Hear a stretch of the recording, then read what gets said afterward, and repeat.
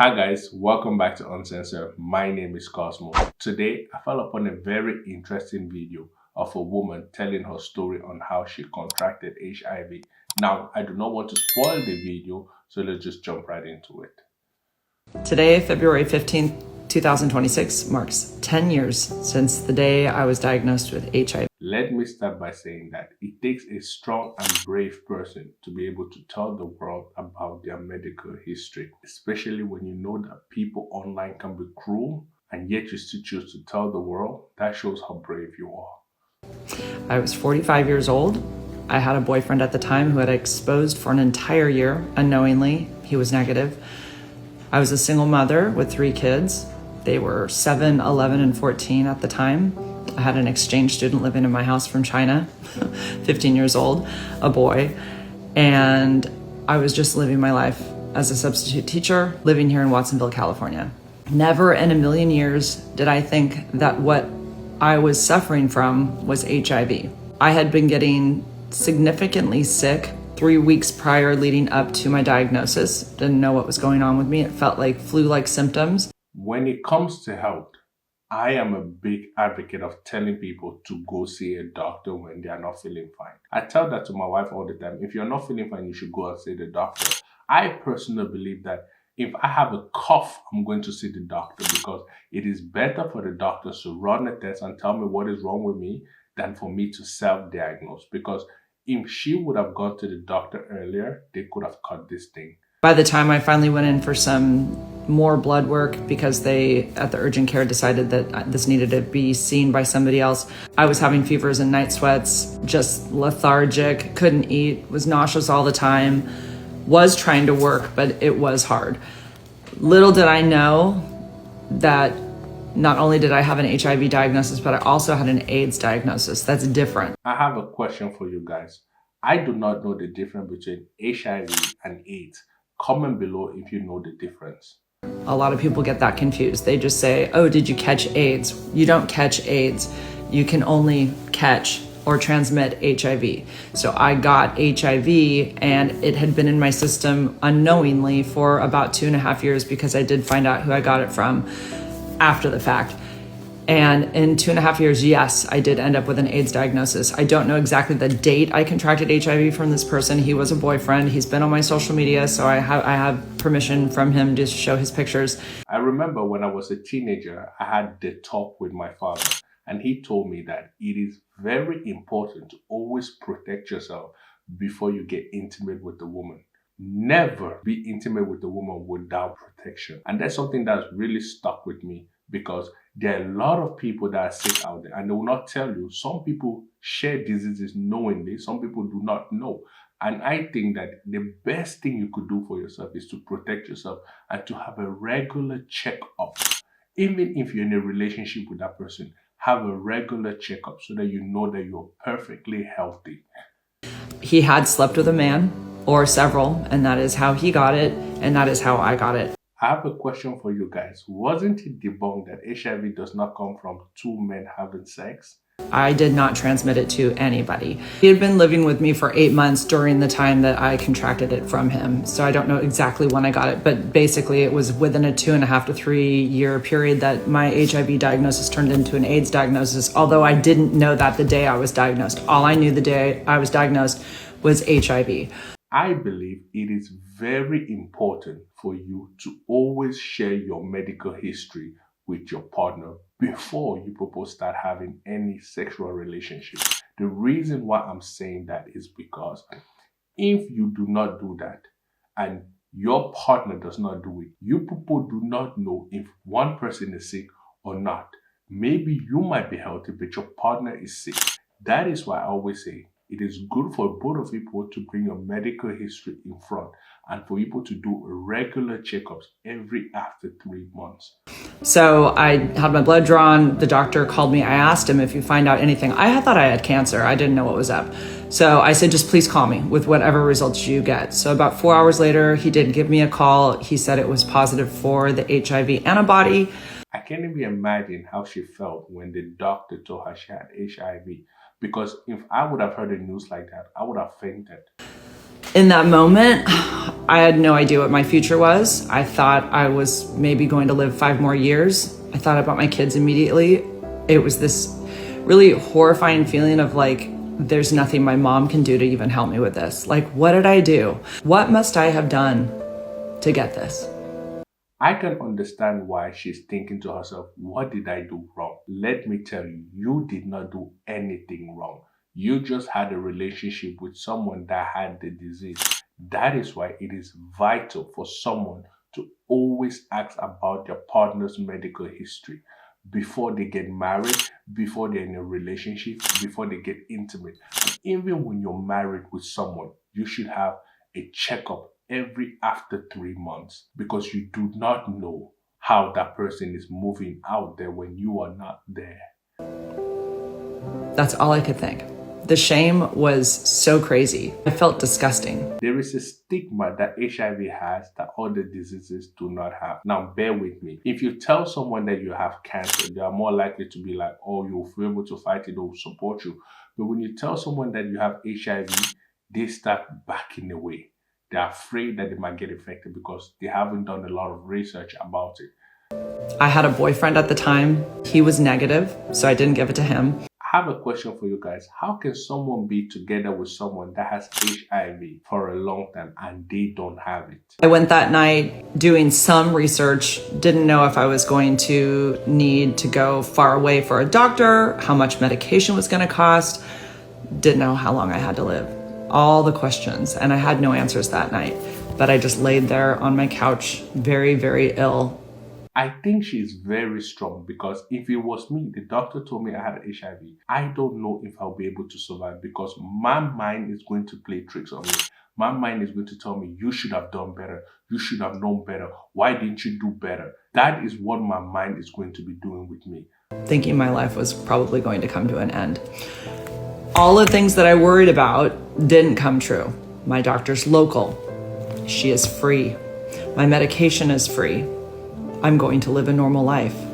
My viral load is no longer 507,000. It took about 5 weeks of being on treatment to go to undetectable or not detected. So when they test me, it doesn't even show up. I am so happy for her. If there's anyone watching this and they have a disease that cannot be cured, always find solace knowing that there are doctors out there that are specialists at this thing.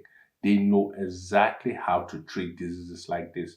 It says not detected. It can't even find it because it's no longer in my free-flowing blood. And it didn't take long for that to happen. And every time I get my blood drawn about 3 to 4 times a year, it says undetectable, not detected.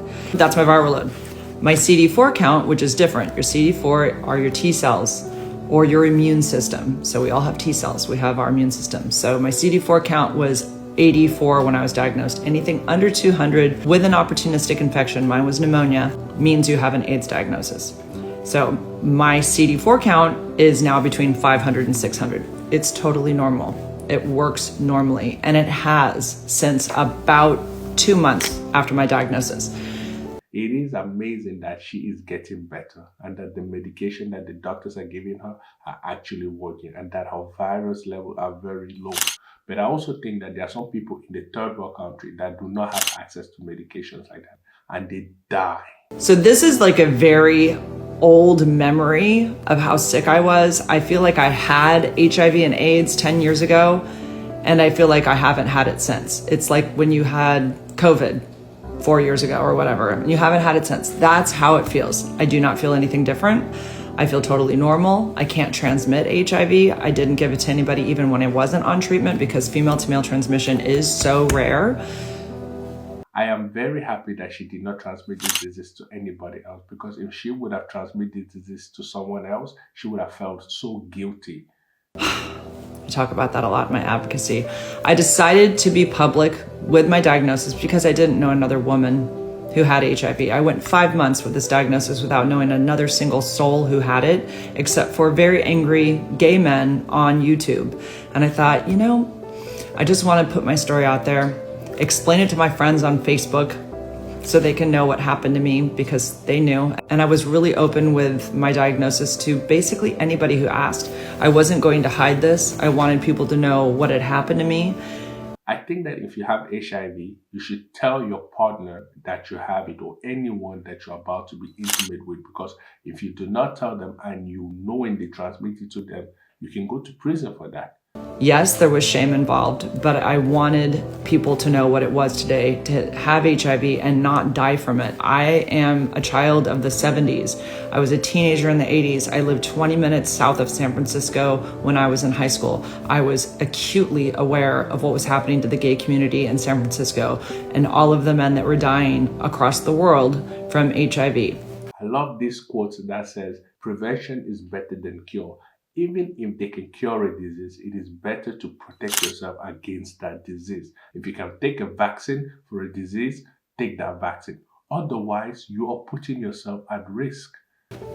That is important to know because nothing has changed. Women are still not transmitting this. But men who have secrets about their sexuality will make it appear that women are transmitting this. And everybody goes along with that because they don't understand how it's transmitted. There are some people out there that are so wicked that if they have a disease like this, they want to spread it to other people knowingly. That is why it is very important for you to do regular checkup at the doctor. It is very important for you to always protect yourself before having intercourse with anybody because you do not know their medical history. Some people might look healthy, but they are very sick. It doesn't go through skin. So the ability for a woman to put it into a man's body is one of the rarest things. It's about as rare as a man having breast cancer. So women get it from men on the down low. Women are no longer transmitting to children because when they're on treatment, they can't give it to them. They're even breastfeeding when they're undetectable and not transmitting it. So being on treatment is very important. That is absolutely true. If you are sick of HIV, go to the doctor. There is a possibility for them to be able to give you medicine that can suppress it. Because if you do not go to the doctor, it will become worse. And I'm very happy to be alive today. I'm very happy to tell my story. Do I wish I had this? No. Who wants to have a disease that you have to deal with for the rest of your life and take a pill a day? I don't have any side effects from this. Like I said, I've never paid a penny for one of these pills. There's lots of medications for HIV. This just happens to be the one I take. I'm so grateful that we as a society can take care of people that are sick. But it is how society treats me because of this that I don't like and I wish I didn't have to deal with. But I feel like I was chosen for some reason to get this. I believe we should stop with this stigma that we put on people that have HIV. They are already feeling bad. They do not need us to make them feel bad. To talk about it, to continue the fights of people like Pedro Zamora, who didn't get to continue to talk about it because he died.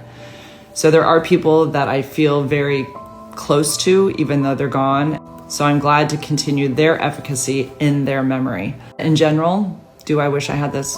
Of course not. If you have any questions, leave them in the comments. I'm probably leaving out a lot because there is a lot to this story. But I just want to say I'm glad I'm here. And I'm happy, I'm alive, I'm gonna live a long life. We are also glad that you are able to share your story to millions and millions of people. That is bravery at its finest. And the only thing I feel from HIV, which is actually nothing physically, this is it. This is all it is for me. It's a pill. It's getting my blood checked every 3 to 4 months and meeting with my HIV specialist. And in some ways, that's actually a great thing because I'm having all of my blood looked at every 3 to 4 months. So if anything else were to arise, the HIV part of it at this point is just like, it's so boring and mundane. But if anything else were to arise, like numbers arising in some way, it could be cancer or something like that, I'm going to be on top of my health. I will know if something else is wrong. So in that way, I guess I'm grateful. Ironically, the week I was diagnosed is National HIV Testing Week, which is right now. So get tested, make sure you don't have it. You can never trust your partners 100%, ladies. Please, I beg you, test once a year. You just don't know. I believe that is a very solid advice. You should check yourself regularly, even if you're in a relationship with someone, or even if you're married to someone, even if you have a long-term partner and you've been with this person for years, you should regularly check yourself because you do not know what someone is doing behind your back. Anyways, guys, that's the end of the video. Take care, be safe, and bye.